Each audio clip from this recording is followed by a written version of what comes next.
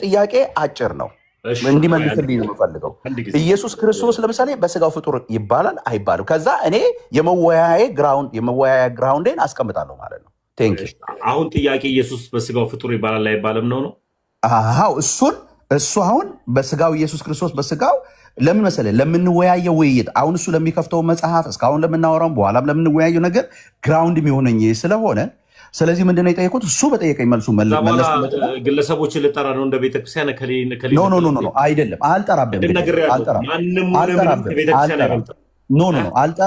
አልጠራም። ግን አንድ ጥያቄ ክላሪፋይንግ ጥያቄ አድርጌ ስለማልፍ ነው ክላሪፋይ መደረግ ያለበት ነገር። ስለዚህ ወንድማችን ቤተ ጳውሎስ ኢየሱስ ክርስቶስ በስጋው ፍጡር ይባላል አይባልም? እሺ ተሙ እንደሰማችሁ ያላችሁ 300 ሰዎች እንደሰማችሁት ውይይታችን ስለ ጥምቀት ነበር። መጽሐፍ ስከፍት ኢየሱስ በስጋው ፍጡር ይባላል አይባልም የሚል ሐሳብ ይዞ መጣ። አሁን ጭራሽ ከምንወያየው ውጭ ነው።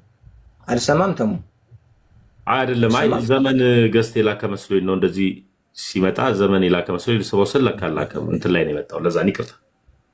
እሺ አሁን ውይይታችን በፕሮቴስታንት ውስጥ ስላለው የትምህርት ልዩነት ነው። አንዱ በጥምቀት ዙሪያ ያለ ትምህርት ነው። እሱን ላሳይ ስል አይ ክርስቶስ ፍጡር ይባላል ወይስ አይባልም ወደሚል ሐሳብ መጣ። እሱ ውይይታችን አልነበረም።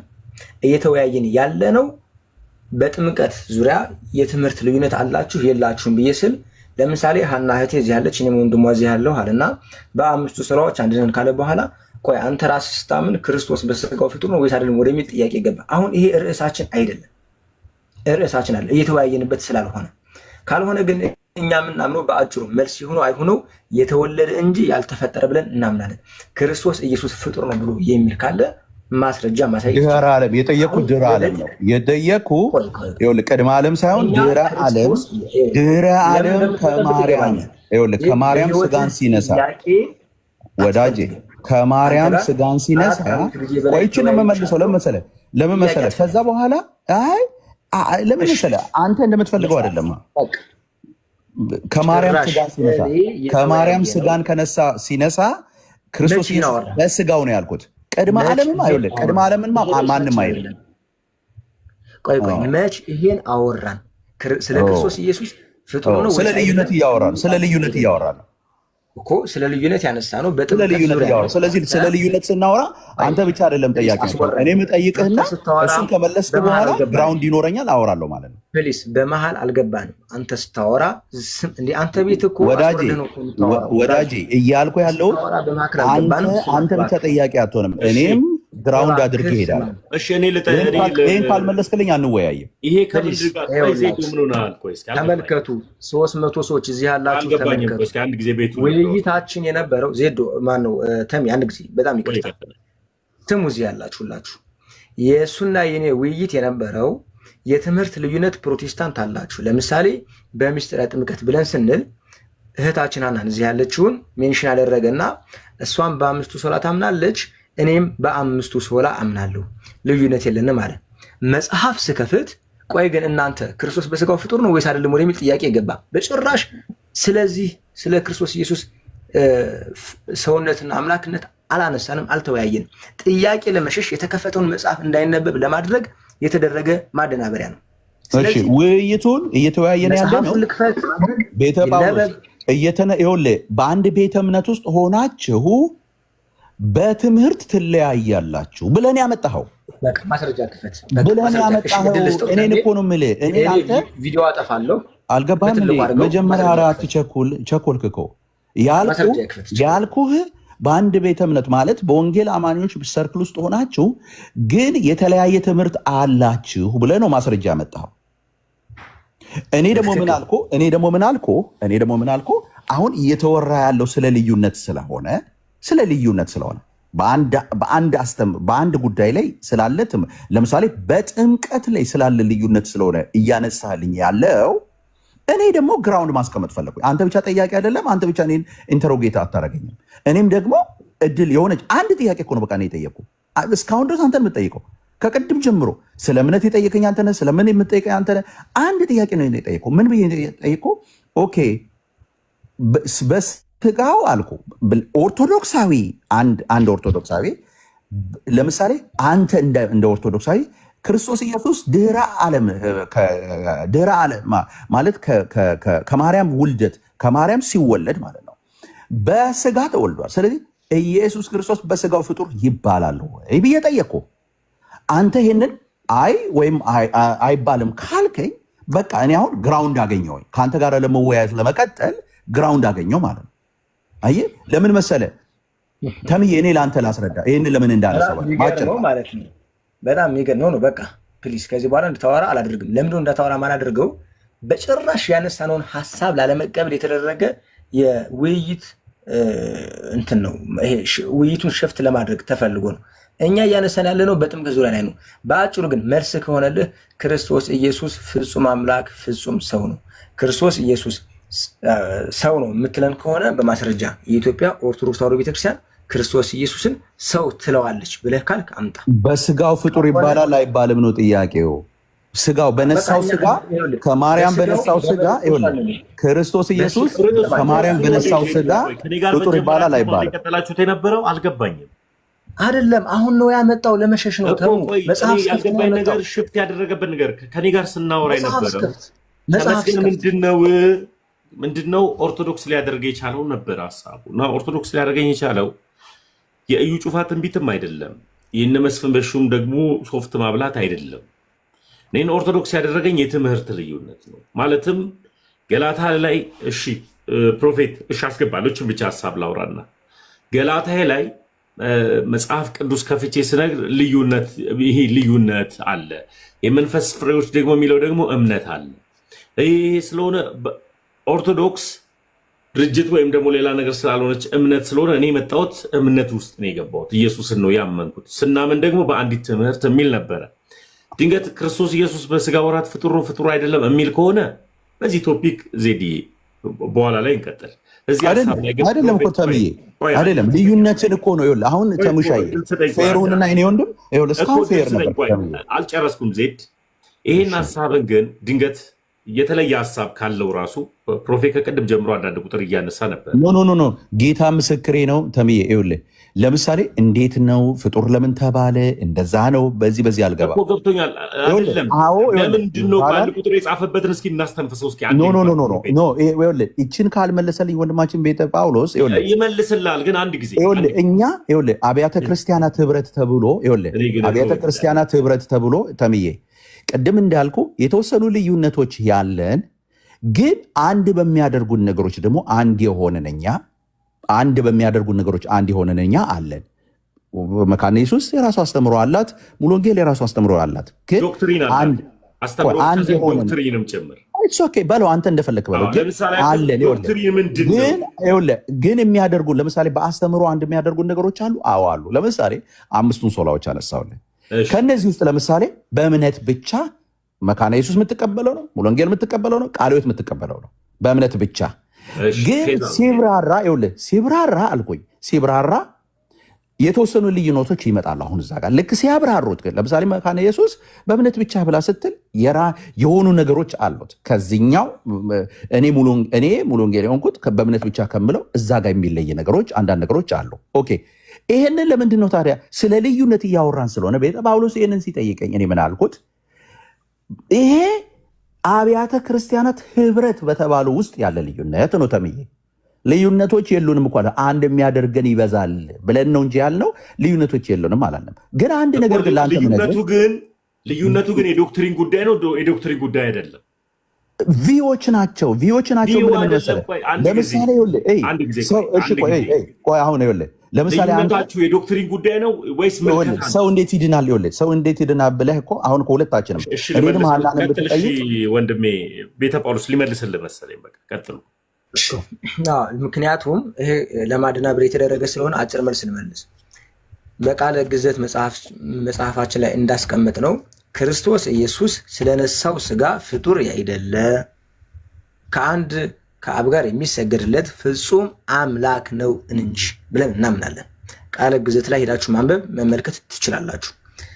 በሃይማኖት አበው ዘቅዱስ አትናቴዎስ ምዕራፍ 28 ቁጥር 7 ላይ እንደተቀመጠው ክርስቶስ ኢየሱስን ንጉሥ ወይ ብሎ ይጀምራል። ምናልባት መጽሐፉን ስላልያዝኩት እና አትሽሽ ዜድ ለአንተ ነው እየመለስኩ ያለሁት። ተመለስ። ዜድ ተመለስ። ለአንተ ነው እየመለስኩ ያለሁት። እሰማለሁ አለሁ። አዎ ቀጥል ቀጥል ቀጥል። ይሰማል።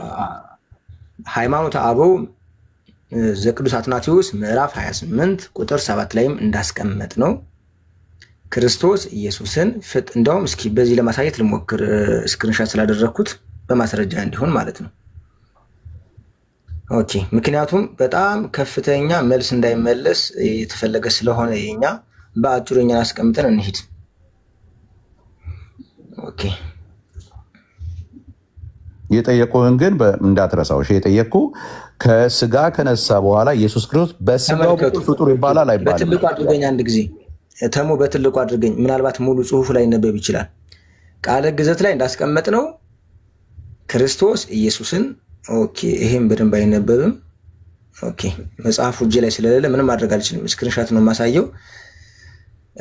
ብቻ በዚህም ማስረጃ ማየት የምትችሉ ሃይማኖተ አበው ዘቅዱስ አትናቴዎስ ምዕራፍ 28 ቁጥር 7 ላይ ሄዳችሁ መመልከት ትችላላችሁ። ክርስቶስ ኢየሱስን ፍጡር እንዳይደለ እናምናለን። ክርስቶስ ኢየሱስን ፍጡር ነው የሚል የረከሰችውን የአርዮስን ሃይማኖት ይከተላል ይላል። ይህ ሃይማኖተ አበው ላይ ያለ ማስረጃችን ነው። በተጨማሪ ቃለ ግዘት ላይ ደግሞ ቅድም እንደተናገርኩት ክርስቶስ ኢየሱስ ስለነሳው ስጋ ፍጡር ያይደለ ቃል በቃ እሱ እንደውም እዚህ ላይ ስላለ ለማሳየት ልሞክር። እሱ በደንብ መታየት የሚችል ስለሆነ ኦኬ፣ በጣም ይቅርታ። አንድ ጊዜ ማስረጃ ሳይተን ቀጥታ ወደኛ ጥያቄ እንድንገባ ስለፈለግኩ ነው። መልካም፣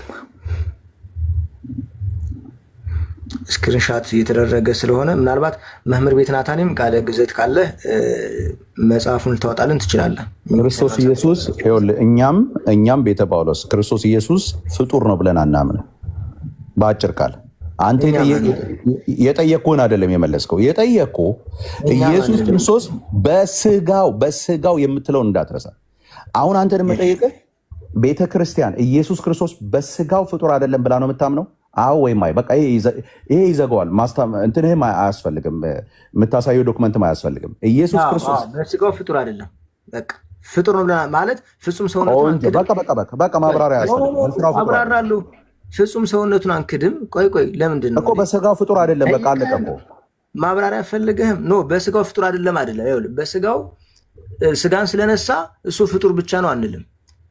ስጋ ስለነሳ በስጋው ፍጡር ይኸውልህ፣ ኢየሱስ ክርስቶስ በስጋ ፍጡር ሊባል ይችላል ወይ? በስጋው በኩል ይኸውልህ ስጋ ስለነሳ ሰው የማንለው ኦኬ፣ ስጋን ስለነሳ ብቻ ሰው ብቻ ነው የማንለው።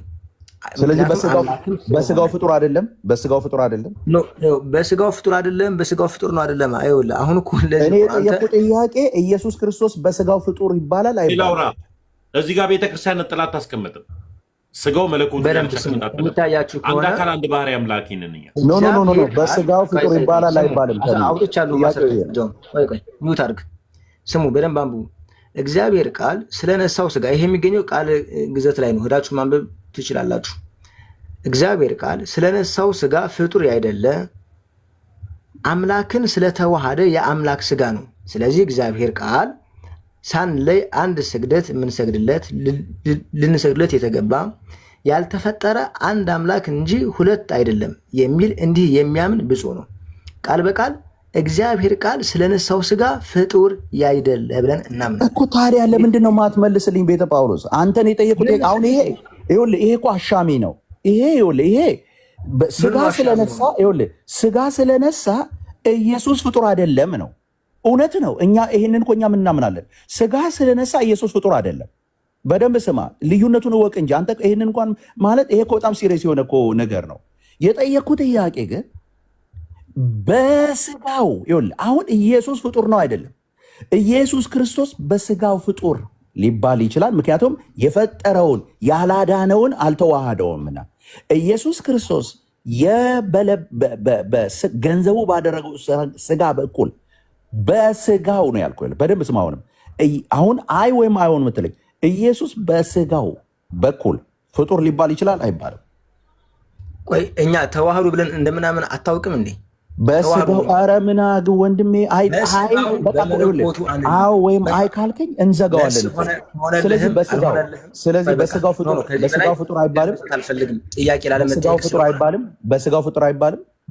ራሽ ስማኝ፣ ይሄን መልስልሃለሁ። መቼ መለሰና እያድበሰበሰ ነው ያለው። እያድበሰበሰ ነው ያለው። በስጋው ፍጡር ይባላል አይባልም? አዎ ወይም አይ። ቤተ ጳውሎስ ከጠይቅ በቃ ቤተ ጳውሎስ ጠይቀው።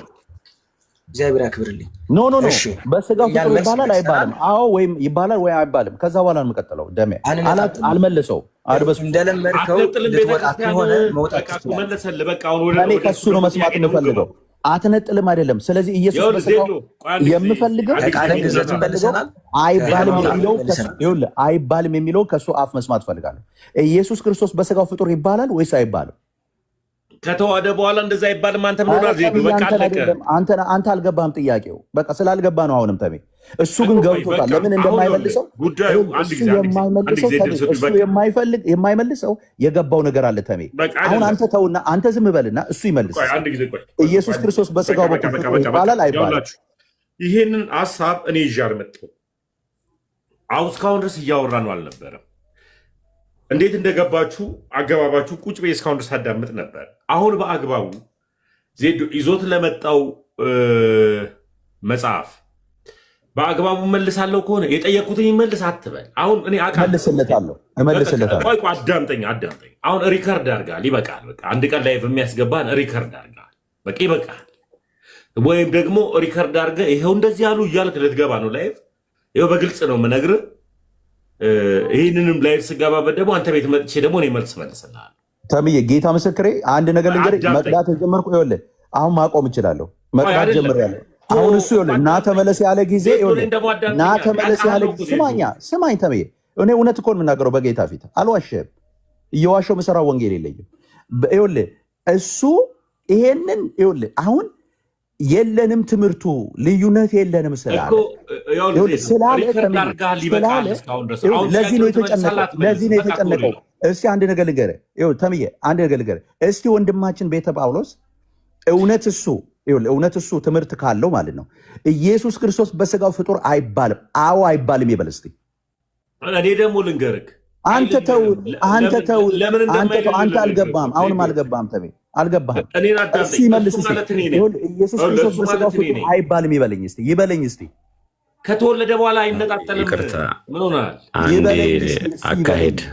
አካሄድ ተሙዬ አካሄድ ኦልሞስት ይቅርታና በኢትዮጵያ ሰዓት አቆጣጠር እጅግ በጣም ሰዓቱ ስለሄደ ሰውም እያዳመጠን ስለሆነ አካሄዱ ቢስተካከል።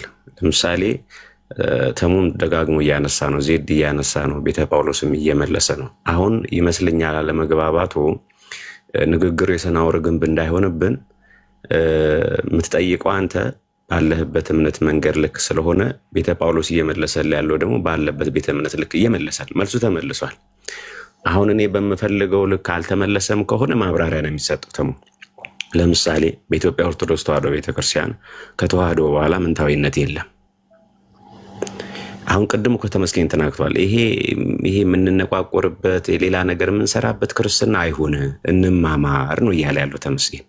ከገባክ እኔም ፈልጋለሁ እኮ እሱ ከሆነ የቤተ ጳውሎስ መልስ ለምሳሌ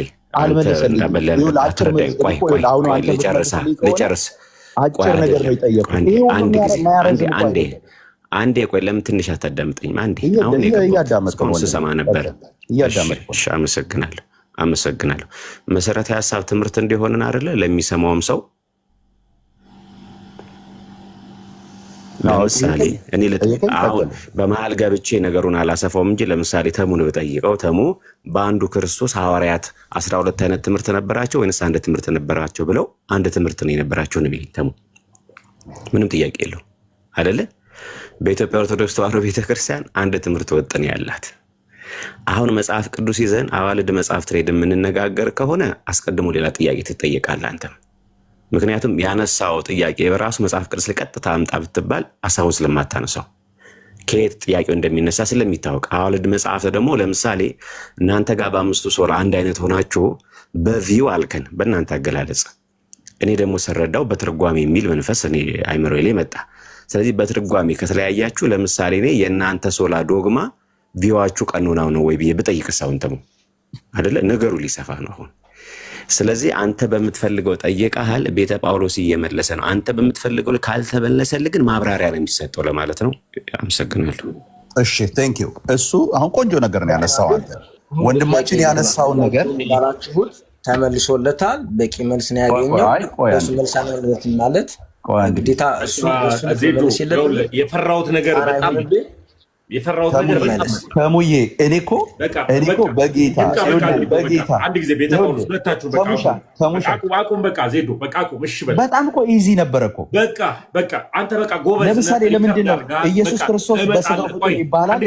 ኢየሱስ ክርስቶስ በስጋው ፍጡር ይባላል አይባልም? ያስገድዳችሁ ሁለታችሁም ይውታሉ። በቃ አልፈልግም፣ ሰልችቶኛል ጭቅጭቅ። በቃ ሁለታችሁም ተው። በቃ ይበቃል። ሪከርድ አድርጋል። ቤተናታኔም በአግባቡ አስረድተዋል። ከሌላ ሰው ጋር እንቀጥል። በቃ አመሰግናለሁ ዜዱ። በቃ አልፈልግም፣ አትጠየቅም፣ አትመልስምም፣ ይቅር በቃ አለቀ። ጭቅጭቅ እኔ አልፈልግም። እኔ በጩኸት ሰው እንዲመጣልኝ አልፈልግም። እሺ ተሙሻዬ ግን ተጫንከኝ እኮ ቆንጆ መጠን ተጫንከኝ። እኛ ጋር ሌሊት ነው። በመድኃኒዓለም አታስጮኝ። ለምሳሌ ያክል ተጫንከኛ እኔን እኮ ተሜ እኮ በቃ ተወው። በቃ አትጠየቅ፣ አትጠይቅ። ስለዚህ ወንድማችን አይመልስ ይቅር በቃ አይመልስ፣ አትመልስለት። በቃ ተው። እኔ ጭቅጭቅ አልፈልግም። ለምሳሌ ያክል ከአንተ ጋር እየተከራከርኩኝ ሰው እንዲበዛልኝ አልፈልግም። እዚሁ ጋር 10 ሰው ቁጭ ብሎ እንድንማማር ነው ፈልገው። በቃ እኔ ክርስቶስ ኢየሱስ የሰጠኝን ፍቅርን ከሰው ጋር በመነጋገር ነው የምፈልገው። በቃ አለቀ። በቃ ለምን መሰለ ጆሮ እንዲጮህ አልፈልግም። ይሄ እኮ ተምሻዬ ግን እኮ ዛሬ እኮ ከአንተ ጋር እኮ በጣም ደስ ብሎኝ የተወያየው ነው። እኔ ደግሞ አዳምጠኝ። በቃ አሁን አትመልስለት አይመልስልህ ካልኩ እኮ ለምንድን ነው እኛ ቆንጆ መንፈስ ነበረን እኮ ተሜ ቅድም። ለምሳሌ ወንድማችን ተሜ አንተ ፌር መሆን አለብህ እኮ። ለምሳሌ እኔ የጠየቅኩት ጥያቄ ይኸውልህ እኔ ልክ አይደለህም ብሎ እኮ ይኸውልህ ለምሳሌ ሀናና እኔ የምንለያይበትን ነገር ሳወራ አንድ የሚያደርገን ነገር ሲያወራ አይ ትለያያላችሁ አለን። መጽሐፍ ከፈተ። አንተም እኔ ደግሞ ምን ጠየቅኩት? አንድ ጥያቄ የጠየቅኩት እሱ ለከፈተው መጽሐፍ ከመሄዴ በፊት አንድ ጥያቄ ነው የጠየቅኩት። ምን ብዬ እሺ ኢየሱስ ክርስቶስ በስጋ ፍጡር ይባላል አይባልም ብዬ ስለው አይ ኢየሱስ ክርስቶስ ከስጋ ከነሳም በኋላ ቢሆን በስጋው ፍጡር አይባልም ብሎ ቢለኝ አለቀ እኮ። እችን ላለማለት ምንድነው አይልህም? ታዲያ እናንተ ይህንን ልዩነት ይዛችሁ ለምን የኔን ልዩነት ታወራላችሁ? አይልህም። ለምሳሌ ለምን ልዩነት ካላችሁ ለምን የኔን ልዩነት ለምን ታወራለህ ታዲያ? እኔ ልንገርህ ኢየሱስ መጽሐፍ ቅዱስ ብቻ ብለህ ነው የምታምነው? ይሄን ሀሳብን ከመጽሐፍ ቅዱስ አውጥተህ ጠይቀኝ። ከየትኛው ጥቅስ ላይ ነው አውጥተህ የጠየከኝና እንዴ ልመልስልህ? ቃልም ስጋ ሆነ ቁጥር 14 አንደኛ ዮሐንስ ወንጌል ምዕራፍ 1 ቁጥር 14 እኮ ይሄን ላብራራልህ። ዮሐንስ ወንጌል ምዕራፍ 1 ቁጥር 14 ላይ ቁጥር 14 ላይ ቃል ስጋ ሆነ። ስጋ ማለት ደግሞ ስጋ ደግሞ ቤተ ጳውሎስ ቆይ ትመልስለታለህ። አሁን የምትመልስለት እንደ መጽሐፍ ቅዱሱ ጥቅሱን ክፈትለት። አንድ ጊዜ መጽሐፍ ቅዱስ ክፈት። ዮሐንስ ወንጌል ስንት? 1:14 አልኩ እኮ ወንድሜ። በቃ ዮሐንስ ወንጌል ምዕራፍ 1 ቁጥር 14 ክፈትለት ቤተ ጳውሎስ አንድ ጊዜ በቪዲዮ ልክፈትለት። እሺ አስደናቂ ነው በጣም። በዚህ ደረጃ ጥያቄ መፈታት አልነበረበትም። ግን እሺ ኦሬዲ አንተ ነህ ጥያቄ የፈራው እንዴ? በስጋ ፍጡር ይባላል ወይ የሚለውን አይባልም ይባላል ማለት ያቃተ አንተ ነህ እስካሁን ድረስ። እኔ እኮ እስካሁን ያረዘምከው ማለት ነው። ተረጋጋ እስኪ። ቆይ ዜዶ ዱላ ነው እንዲያስቀር ተረጋጋ እንጂ ፈራ አትበል። ሁለታችሁም እንትን አይደለም የምንማማረው ያለኝ እኮ እሱ ነው፣ እኔ አይደለሁም። እዚህ ቤት እኮ እናስታውሳለን። መምህር ኤፍሬም የተናገሩትን ሪከርድ አድርገህ ምን እንዳደረግህ እኮ እናውቃለን። እኔ በቃ እኮ አሁን ሪከርድ አድርጌሃለሁ። አሁንም ወንድሜ በቃ አንድ ጊዜ በቃ አንድ ቀን ላይፍ መግቢያ ችግር የለውም። እሺ እንደዚህ ይላል ዮሐንስ ወንጌል ምዕራፍ 1 ቁጥር 14 አነብላችኋለሁ። እሺ ይላል የዮሐንስ ወንጌል ቅዱስ ዮሐንስ እንደጻፈው ቁጥር 14። እሺ ለሁላችሁም በሚነበብ ሁኔታ ላድርገው። ቃልም ሥጋ ሆነ፣ ጸጋና እውነት ተሞልቶ በእኛ አደረ። መጽሐፉ ምን ለማለት አንድ ልጁን በጣም ይሄ መጽሐፍ እየተናገረ ያለው ከላይ ጀምሮ በመጀመሪያ ቃል ነበር እያለ ስለ እግዚአብሔር ወልድ ስለ ኢየሱስ ክርስቶስ እያብራራ ይመጣና ቃል ስጋ ሆነ ይላል። ቃል የተባለው እግዚአብሔር ወልድ ኢየሱስ ክርስቶስ ነው። ስጋ ሆነ የተባለው ከእመቤታችን ከቅድስት ድንግል ማርያም ከስጋዋ ስጋ ከነፍሷ ነፍስ ነስቶ ፍጹም ሰው ስለሆነ ያ ቃል ምን ሆነ? ስጋ ሆነ ያለ ልዩነት። ስጋነት አምላክነትን ሳይሸፍን፣ አምላክነት ስጋነትን ሳይለውጥ ያለ መጠፋፋት። ጧፍ በክብሪት እንደሚጠፋ ወይም በውሃ እንደሚቀላቀል ያለ መቀላቀል ያለ መጠፋፋት ፍጹም ሰውነቱ በፍጹም አምላክነቱ ከብሮ፣ ፍጹም አምላክነቱ በፍጹም ሰውነቱ ከብሮ ቃል ስጋ ሆነ። አስቀድሞ ሰው አምላክ መሆን ፈልጎ ዕፀ በለስ በልቶ ሰው አምላክ መሆን ስላልቻለ አምላክ ግን በስጋ ተገለጠ። አምላክ ምን ሆነ? ሰው ሆነ። ቃል ስጋ ሆነ ተብሎ የተነገረው የአዳምን ዕዳ በደል ለመክፈል ኢየሱስ ክርስቶስ ከ5500 ዘመን በኋላ ወይም ደግሞ ምናልባት ለዚህ ሌሎች ጭቅጭቅ እንዳያነሳ ከዘመናት በኋላ ከሴቲቱ ተወልዶ ኢየሱስ ክርስቶስ ፍጹም ሰውነትን ከእመቤታችን በመንሳት ሰው ሆኖ በስጋው የኃጢአት ይቅርታን ዋጋ ከፍሎ በደሙ ፈሳሽነት ማስተሰሪያን አግኝተን ከእግዚአብሔር ከአባቱ ከራሱም ከመንፈስ ቅዱስ ጋርም ያስታረቀልንን ያስረዳ ዘንድ ቃል ስጋ ሆነ ተባለ። ስለዚህ በአጭሩ ቃል ስጋ ሲሆን አምላክ ሰው በመሆን አምላክነቱ አልጠፋም። ሰው ደግሞ አምላክ በመሆን አምላክነት አልጠፋም። በተዋህዶ ግን ከበረ። ፍጹም ሰው ፍጹም አምላክ ሆነ። ቃል ስጋ ሆነ የሚለው በጣም በአጭሩ ይህን ይመስላል።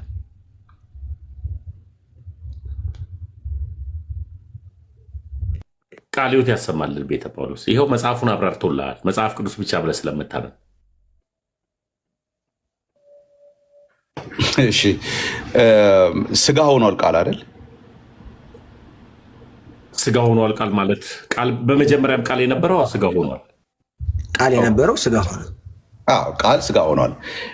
ስጋ ሆኗል ብለን ስንል ስጋ ማለት ፍጡር ነው አይደል? አይ በመጀመሪያ ቃል የነበረው እሱ ኖ ተሜ ከድህረ ዓለም በፊት ይኸውልህ ቅድመ ዓለምን አይደለም የምናወራው። ቅድመ ዓለምን አይደለም የምናወራው፣ ድህረ ዓለምን። አሁን እኔ መጽሐፉ የሚለውን ነው መፈታ ከቅድስት ድንግል ማርያም ሲወለድ መጽሐፍ ቅዱስ አማኝ ነህ። ይኸውልህ ሌላ ጥያቄ ስታመጣ መጽሐፍ ቅዱስ ብቻ ብሎ አማኝ ሌላ ነገር መጠየቅ አይችልም። ለምቢባል መጽሐፍ ቅዱስ ብቻ ነው እንደ መጽሐፍ ቅዱስ ነው መፈታለህ። ቃል ስጋ ሆኗል። አዎ እሺ ቃል ስጋ ሆኗል ብለን ስንል ያ በቃልነት የነበረው ከአብ ያልተፈጠረ ግን የተወለደው የእድሜ ልዩነት የሌላቸው በአብና በእርሱ መካከል የሰከንድና የአይን እንኳን ጥቅሻ የምታክል እንትን ልዩነት የሌለው እርሱ ወልድ የነበረው ስጋን ገንዘቡ ሲያደርግ ስጋ ሆነ ነው የምንለው አይደል? ቃልም ስጋ ሆነ ስለተባለ አምላክነትን ሳይለቅ ልታረገው ነው ዜዶዬ? አይደለም። በጭራሽ ተብዬ እችን ሀሳብ እኮ አመሰግናለሁ። እስካሁን ድረስ ቶፒኩንም ስላስቀየርክ ከሌሎች ሰዎች ጋር ልቀጥር። በመድኃኒዓለም ቶፒኩን እኮ አላስቀየርኩኝ። እድል ሰጠው፣ ታገስኩ። እሺ በለኝ ዜዶ። ዛሬ ግን ጤነኛ አይደለም። ከማርያም የተወለደው ከማርያም ስጋን ሲነሳ በስጋው በኩል ፍጡር ይባላል አይባልም? አይባልም ካላችሁኝ እንለፍ። ዜዶዬ በቃ ጨረስኩ። አይባልም ይባላል። ዜዶ ትዕግስት በጣም ነው የምታስጨርሰው። በመድኃኒዓለም እንደ ዛሬ እንደዚህ ታግሼ ሁሉ አላውቅም። ፕሮፌት እንኳን ደህና መጣ። ይህ በኢየሱስ ክርስቶስ አለ። ትውልድ ላይ የምናተርፈውን ሀሳብ ነው ማውራት ያለብን። እንረጋጋ፣ ኧረ እንረጋጋ። ሰው ብለው አልተዋለ። ፕሮፌት ቅድም እያወራንበት የነበረው ሀሳብ ላይ እንሂድ አይደለ? አንተ ጥያቄ ከነበረበት ሀሳብ ላይ እስኪቀጥል መጀመሪያ አንድ ቁጥር ስለጽፍ ስነበር ቅድም መጀመሪያ ባነሳው ሀሳብ ላይ ኦርቶዶክስ ለመሆን ሐዋርያ ለነብይ ያለና ልሳን ምናምን ባልከው ላይ እዛ ላይ ፎከስ ለማድረግ ነው የጠበቁ የነበረው። እሺ ቀጥል። እሺ እንግዲህ አሁን ዘመን በዚህ ዘመን ነብይም ሐዋርያም የለም ልሳንም ቆሟል ብሎ የሚሉ ሰዎች አሉ። ጀስት እነዚህ ነገር ግን ሴንሴሽናል ሳይሆን የሚቋረጥ ሳይሆን አሁን አሉ ብለን ነው የምናምነው። ያው ቢብሊካል በሆነ መረጃ ለመናገር ሞክራለሁ ማለት ነው። ሐዋርያ በተባለው ጀስተኛ ሐዋርያነትን በአራት ደረጃ ነው የምንከፍለው። በዚህ በዕብራውያን ምዕራፍ 3 ቁጥር 1 ላይ ጌታ ኢየሱስ የሃይማኖታችን ሊቀ ካህንና ሐዋርያ ይለዋል። ዕብራውያን ምዕራፍ 3 ቁጥር 1 ማየት ይችላል መጽሐፍ ቅዱስ ከፍተ ጌታ ኢየሱስን መጽሐፉ ራሱ ዕብራውያን ምዕራፍ 3 ላይ ቁጥር 1 ላይ ሐዋርያ ይለዋል። ሐዋርያ የሚለው አጭርና ግልጹ ቃል የሚላክ ማለት ነው፣ የተላከ ነው። ጌታ ኢየሱስ እግዚአብሔር ወልድ ደግሞ ከአብ ዘንድ ተልኮ የመጣ ነው። ያው መላክን ሳይን ስለሚያደርግ ሁለተኛ ብለን የምናስቀምጠው ሐዋርያነት መጽሐፉ ስለሚል እንግዲህ የበጎ ሐዋርያት ናቸው። የበጎ ሐዋርያት ኢንሴንስ 12ቱ የበጎ ሐዋርያት ናቸው። እነሱ መስፈሪያቸውም ሐዋርያት ሥራ ምዕራፍ 1 ላይ ያለው ነው። እንደውም የምታስታውስ ከሆነ ይሁዳ በገዛ ስፍራው ልክ ሄደ በኋላ ማቲያስ እና ዮሴፍ የሚባሉ ሰዎች ይመረጣሉ። መንፈስ ቅዱስ ዕጣ ከተጣለባቸው በኋላ ጌታ ኢየሱስን 3 ዓመት ተኩል ሲያስተምር አብሮ የተማረ በወጣበት በገባበት አብሮ ወጥቶ የገባ እና የአይን ምስክር የሆነ ይላል ክሌሙ መስፈሪያው። እና እነዚህ የበጎ ሐዋርያት በይሁዳ በኩል ለመግባት እንኳን ማቲያስ ለመሾም የነበረው ኳሊፊኬሽን ይሄ ነው። ስለዚህ እነዚህ እንደምናቸው ከተባለ የበጎ ሐዋርያቶች ናቸው። ሶስተኛ የአሕዛብ ሐዋርያ። የአሕዛብ ሐዋርያ ማለት ጳውሎስ ማለት ነው። ጳውሎስ በዚህ በገላትያ ምዕራፍ 2 ላይ እኔ ይላል ለአሕዛብ ሐዋርያ ጴነ ጴጥሮስ ደግሞ ለአይሁዳውያን ሐዋርያ ሆኗል ብሎ ኮምፔስ ያረክታ ያለ። እንደውም እዚህ ሐዋርያ ሥራ ምዕራፍ 9 ላይ በደማስቆ በጌታ ኢንክራይስት የሆኑ ሰዎች ሪጀነሬት ያደረጉ የወንጌል ሰባኪዎችን ክርስቲያኖችን ለመቃወም ሲሄድ በደማስቆ ጌታ በብርሃን ይገናኘዋል። ከዛ በተቃውመው መዝጊያ ብረት ባንተ ላይ ብሳል ብለው ሲለው ታያለ ማለት ነው። ግን ፊት ለፊት ጌታ ኢየሱስን ተያይቷል። የሐዋርያ ሥራ ምዕራፍ 1 ላይም መስፈሪያ በአይን ማየትና ትምህርቱን መማር ጌታ ኢየሱስ በገባበት በወጣበት አብሮ መንቀሳቀስና ከመጥመቁ ዮሐንስ ጀምሮ አብሮ መኖር ለመስፈርቱ ስለሚያስፈልግ ጳውሎስ ያን መስፈርት አኮምፕሊሽ ያደርጋል ማለት ነው።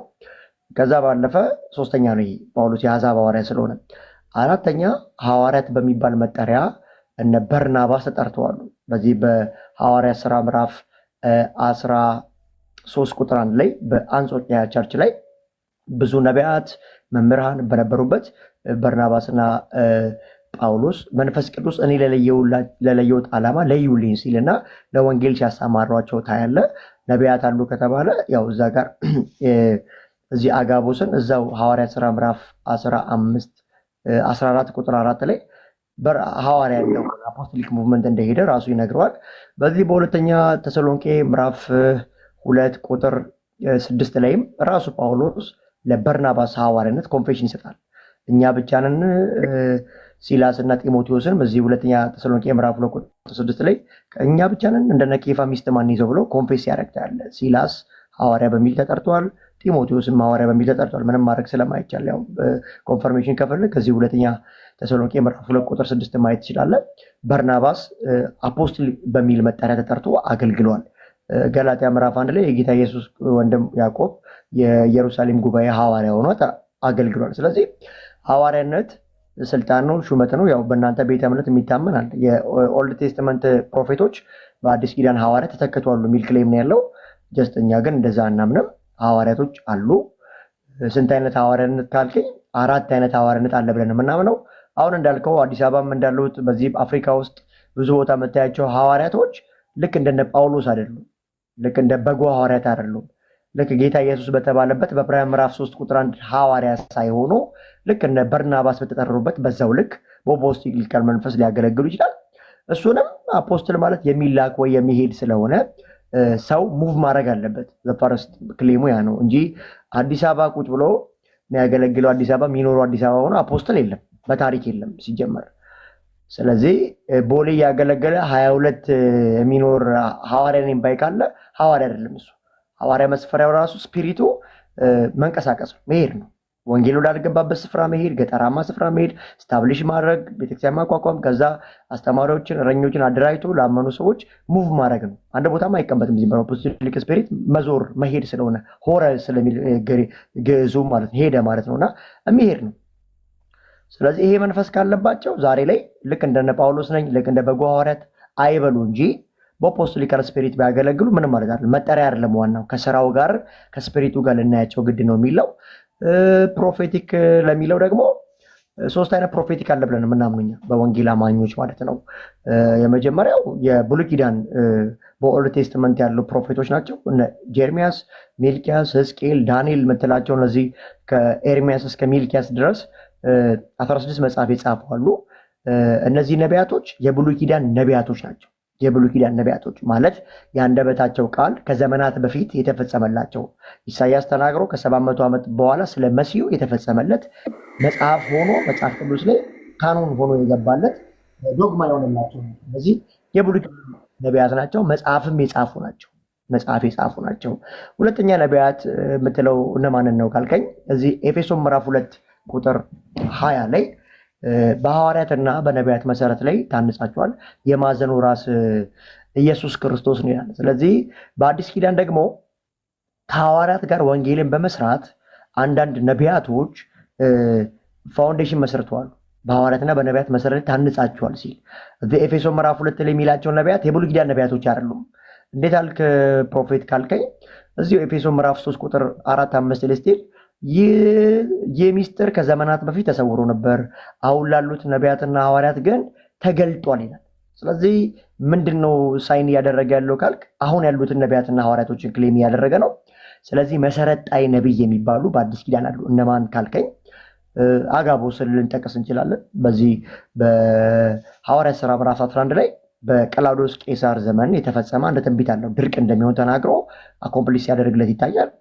ደግሞ በዚህ በሐዋርያት ሥራ ምዕራፍ 21 ላይ በወንጌላዊ ፊልጶስ ቤት 4 ደናግል ልጆች ነበሩ፣ ትንቢት የሚናገሩ ነው የሚለው። ነብይ አይላቸውም፣ ትንቢት ነው። ባለፈው ዮኒ ማኛ ቤት በደንብ አውርተንበታል። ስለዚህ እዛ ቤት ውስጥ ጳውሎስ 7 ቀን አክቹዋሊ ቁጭ ብሎ ነበረ፣ ግን ጳውሎስ አልነበረ፣ መታጠቂያ ወይ ቀበቶ እዛ ነበረ። ልክ አጋቦስ ወንጌላዊ ፊልጶስ ቤት ሲሄድ መታጠቂያውን አንስቶ ፕሮፌሲ ይናገራል። የዚህ መታጠቂያ ባለቤት እንዲህና እንዲህ በገዛ ወገኖቹ እንዲህ መከራ ይደርስበታል ብሎ ይናገር ነበር። ስለዚህ ይህ አጋቦስ የሚባለው ነቢይ ከመሰረት ጣዮች ጋር የሚገባ ነው። ሌላ ነቢያቶች አዲስ ኪዳን ላይ ያሉ ካልከኝ በአዲስ ኪዳን መጽሐፍት ይሁዳና ሲላስ ነቢያት ነበሩ ይላል። በዚህ በሐዋርያት ሥራ ምዕራፍ 15 ቁጥር 32 ላይ ይሁዳና ሲላስ ነቢይ ናቸው። አጋቦስን ጨምሮ ሌላ ነቢያቶች አዲስ ኪዳን ላይ አታይም። እነዚህ ፋውንዴሽን የሰሩ ናቸው፣ የመሰረት ጣይ ነቢያት ናቸው። ሶስተኛ ብዬ የምልህ እኛ ያለንበት ፕሮፌቲካል ዳይሜንሽን ነው። እኔን ጨምሮ አሁን ዓለም ላይ አፍሪካ ላይ ዓለም ላይ ያሉ የምትላቸው ነቢያቶች መሰረት ጣይ ነቢያት አይደሉም። በብሉይ ኪዳን የነበሩትን እነ ኤርሚያስ እነ ዳንኤል አይደሉም። ይሄ 4 ነጥብ ነው፣ መሰመር ያለበት ጉዳይ ነው። አሁን ያለው ነብይነት ሶስተኛ አይነት ነብይነት ነው። እሱንም የጸጋ ነብይ ለቤተ ክርስቲያን ለመታነጽ የተሰጠ የነብይነት ጸጋ ነው። ነብይ ደግሞ ስለ ኮንፌሽን ብቻ አይደለም። ነብይ ከብሉይ ኪዳን ጀምሮ ከነ ኤርሚያስ ጀምሮ እግዚአብሔር ነብይ ሲጠራ ከቃል ጋር ነው የሚጠራው። የማይገጽጽ ህዝቡን የማይመልስ ማያስተምር ነብይ በዘመናት መካከል ተነስቶ ያውቃል። ስለዚህ ሶስተኛ ነቢያትነት አለ። አዎ አለ።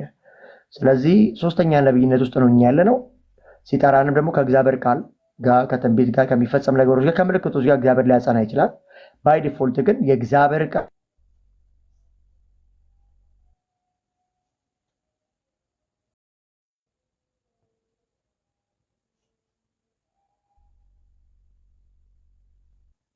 ለማለት ጫጌ ብዙ ጊዜ እንዳልወስድብህ ስለ ልሳን ደግሞ ጥያቄዎች አሉብኝ ብለሃል። አሁን ያሉ ነብያቶች ሁሉ እንደነ ኤርሚያስ አይደሉም ፈጽመው። እንደነ አጋቦስ ስለ ልሳን ደግሞ የተወሰነ ልበል ብዬ እኮ ነው። ልሳን አለ የለም ቅድም እኔ ሙለታ ሳይወጡ ማውራት ፈልጋለሁ።